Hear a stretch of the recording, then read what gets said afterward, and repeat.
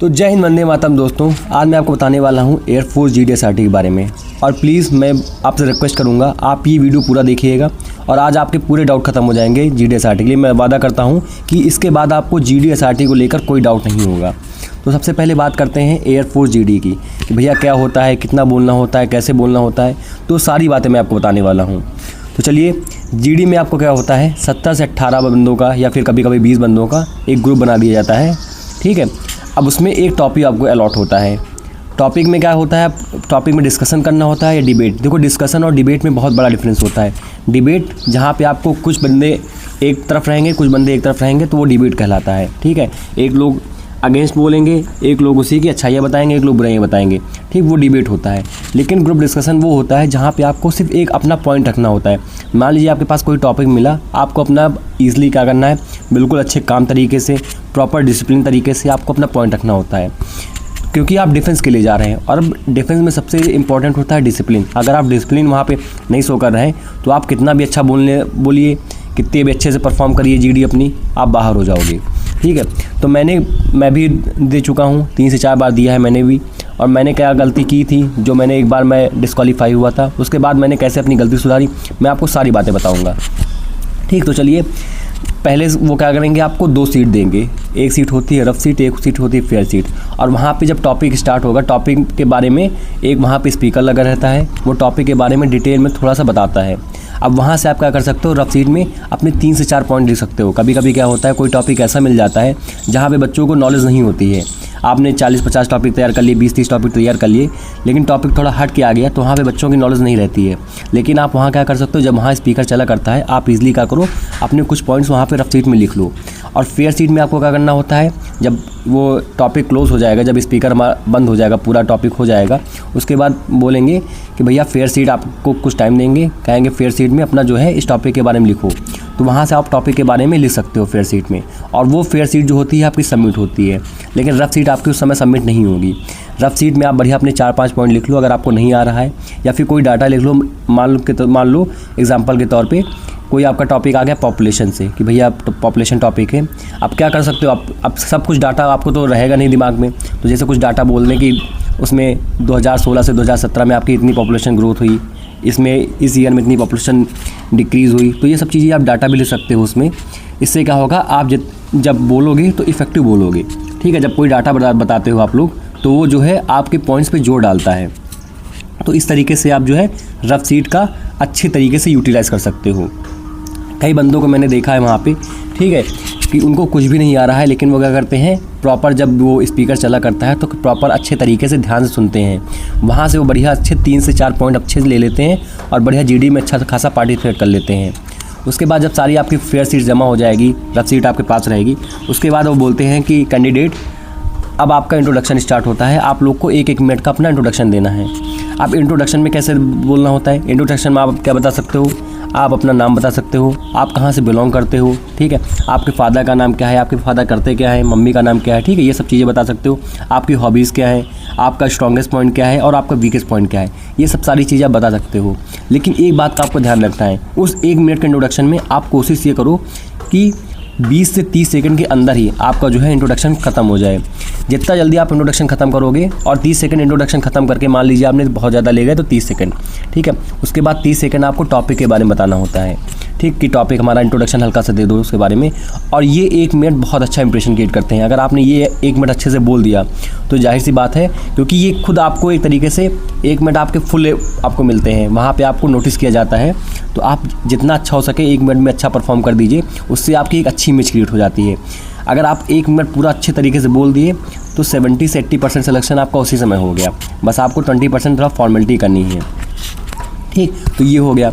अब आप introduction 1 bye 1 सब लोग दे लोगे इंट्रोडक्शन। उसके बाद वो बोलते हैं कि कैंडिडेट, अब आपकी GD स्टार्ट होती है, और वो बताएंगे भी कि ये GD है, यहाँ पे कोई डिबेट नहीं होना है। तो आप लोग प्लीज़ अच्छे तरीके से, प्रॉपर डिसिप्लिन तरीके से, वो बार बार समझाएंगे कि भैया डिसिप्लिन आपको बनाए रखना है। और वो कुछ भी बोलते हैं वो आपको प्रॉपर सुनना है, क्योंकि अगर आप वहाँ नहीं सुन रहे हो तो यार, फ़ौज का एक ही रूल है कि अगर वो सोचेंगे अगर आप यहाँ नहीं सुन रहे हो तो आप वहाँ उनकी क्या सुनोगे। तो इसीलिए आपको वहाँ पे क्या करना, उनकी बात को प्रॉपर अच्छे तरीके से ध्यान देना है। ठीक, डिसिप्लिन तरीके से, और प्रॉपर अच्छे तरीके से, बिल्कुल डिफेंस के तरीके से पोस्चर लेना है, अपना बैठना है। फर्जी किसी से बहस नहीं करनी है। जैसे कोई का पॉइंट ख़राब लगता है आपको तो उससे फर्जी आर्गूमेंट नहीं करना है कि I am against from your point, ये सब कभी नहीं बोलना है, ठीक है। आप बोल सकते हो I am partially agree with you, लेकिन मेरे भी कुछ पॉइंट्स हैं, मतलब कि अपने पॉइंट्स उसके बाद रख सकते हो आप, ठीक। इस तरीके से आप जो है जीडी अपना बोल सकते हो। तो जैसे ही आपका इंट्रोडक्शन खत्म हुआ बोलेंगे जीडी स्टार्ट, तो उस समय क्या होता है, सारे कैंडिडेट अचानक से बिल्कुल अपनी वॉइस रेज कर लेते हैं। तो आपको क्या करना है, उस समय सबकी भीड़ का हिस्सा नहीं बनना है, आप अपना पॉइंट का वेट करो, ठीक है। हल्का क्या होता है, जब एक बार सब लोग स्टार्ट करते हैं अचानक से फिर सब डाउन पड़ जाते हैं। जैसे ही डाउन पड़े आप अपने पॉइंट्स का करो बढ़िया आराम प्रॉपर तरीके से, डिसिप्लिन तरीके से अपना पॉइंट जो है कामली रखो वहाँ पे। और उसके बाद देखो कैंडिडेट का लगातार ये डाउट रहता है कि भैया ज़्यादा बोलने से सिलेक्शन हो जाता है क्या? तो भाई ज़्यादा बोलने से सिलेक्शन नहीं होता है, आप क्या बोलते हो ये मैटर करता है और कैसे बोलते हो, ठीक है। अब आप लगातार बिल्कुल एक तरीके से कोई बेसलेस पॉइंट है, आप लगातार वही बार बार रिपीट किए जा रहे हो कि ये होता है, तो उसका कोई मतलब नहीं है, वो उतना भी एक तरीके से आपका ख़राब इंप्रेशन क्रिएट करेगा। तो आपको ये गलती नहीं करनी है, आप कम बोलो, अच्छा बोलो और लॉजिकल बोलो। ये बात जो है आपको बहुत अच्छे ध्यान में रखनी है। आप मन में ही बना के जाते हो कि भैया जितना हो सके हम इंग्लिश में बोलें, जितना हो सके हम मतलब कि बोल ले जाए, हमारा सिलेक्शन हो जाएगा। तो भाई बिल्कुल आप गलत तरीके हो। मैं भी यही कोशिश किया था, फर्स्ट टाइम जब मेरा अटैम्प्ट था तो मैं भी बहुत ज़्यादा बोल गया था। उससे क्या हुआ, उन्होंने 1-2 बार टोका, फिर भी मैंने मतलब कि सोचा कि भाई मुझे भी लगा कि मेरा सिलेक्शन अभी रुका है, जितना मैं बोल ले जाऊँगा मेरा सिलेक्शन हो जाएगा। तो पहले मेरे दिमाग में मिथ बनी थी, लेकिन जब मैं वहाँ से बाहर हुआ तो मैंने रीज़न भी पूछा कि सर मुझे मतलब बाहर क्यों किया गया, मैं तो काफ़ी अच्छा पार्टिसिपेट भी किया था। तो उन्हें बताया कि तुम ज़्यादा बोल गए, दूसरे का टाइम खा गए।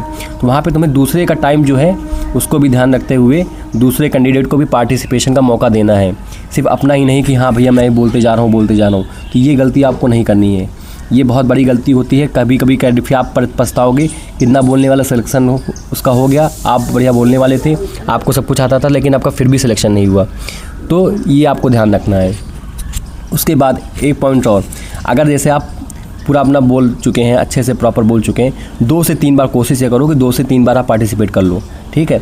2-3 पॉइंट्स अपने रखो, बढ़िया प्रॉपर लिख के रखो, ठीक। वहाँ से देख के आप बढ़िया 2-3 पॉइंट्स अच्छे से बोल दो।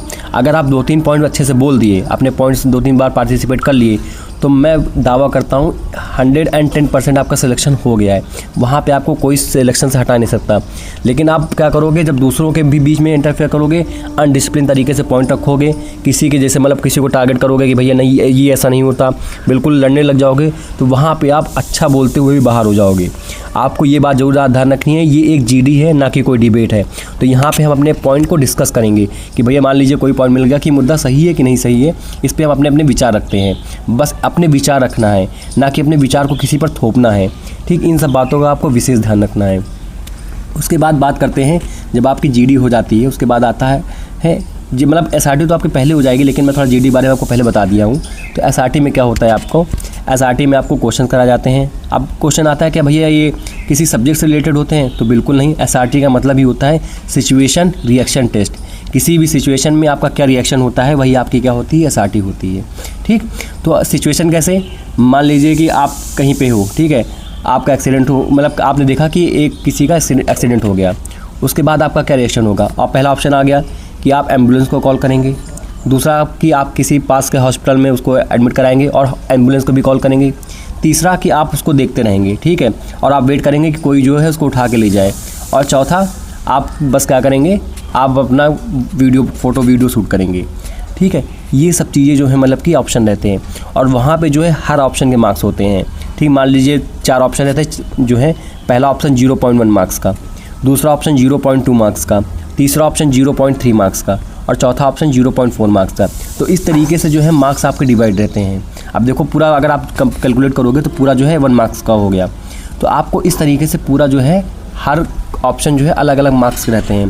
तो आपको सबसे बड़ी जो इम्पॉर्टेंट बात है वो ध्यान में ये रखनी है कि आपको वहाँ पे एक भी क्वेश्चन वहाँ पे आपको छोड़ना नहीं है।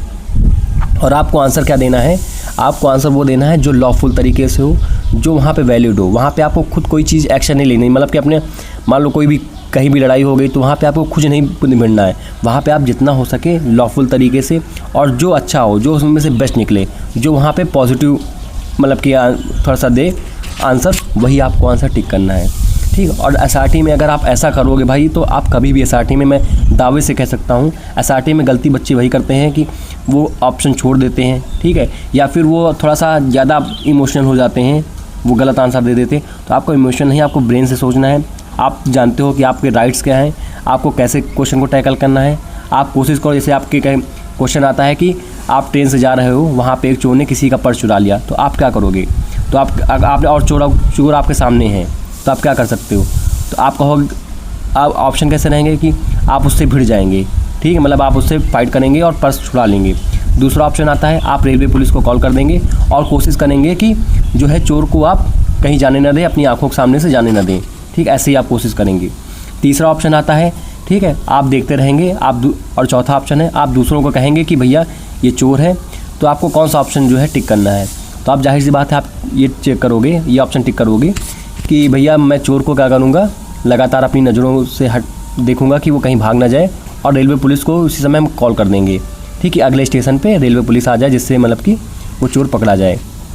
तो इस तरीके से आपको जो है अपने पूरा जो आंसर है करने हैं, टिक करने हैं।